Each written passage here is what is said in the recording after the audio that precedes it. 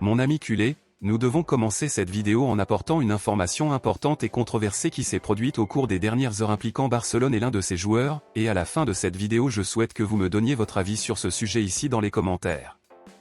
Au cours des dernières heures, tous les journaux ont commencé à diffuser la nouvelle que le milieu de terrain İlkay Gündoğan avait demandé à quitter Barcelone, et je viens ici pour vous dire que certains journaux ont exagéré, mais en partie, cette histoire peut être considérée comme vraie.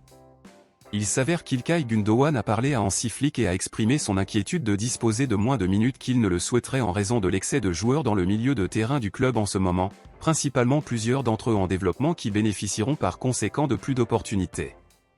Les journaux ajoutent que Hansi Flick aurait été clair et direct avec Gündoğan, où l'entraîneur a déclaré qu'il voulait compter sur le joueur mais que personne n'a garanti des minutes dans un club de la taille et du niveau de Barcelone, alors maintenant, c'est à Gündoğan de décider s'il choisit réellement de partir ou non. Selon vous, pensez-vous que le départ d'Ilkay Gündoğan nuirait à Barcelone? Pensez-vous qu'il devrait rester? Laissez votre avis ici dans les commentaires. Passons maintenant à l'actualité principale, bombe exclusive de dernière minute.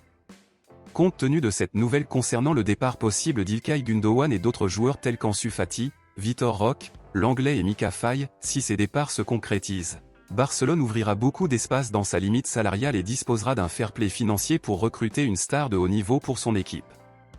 Comme Barcelone a souligné que sa priorité est de recruter un attaquant de gauche, donc si Barcelone réalise ses 5 ventes et a suffisamment d'argent pour acheter une star du football pour jouer à ce poste que le club souhaite renforcer, le club a actuellement Luis Diaz de Liverpool et Rafael Leao de Milan comme option pour cela.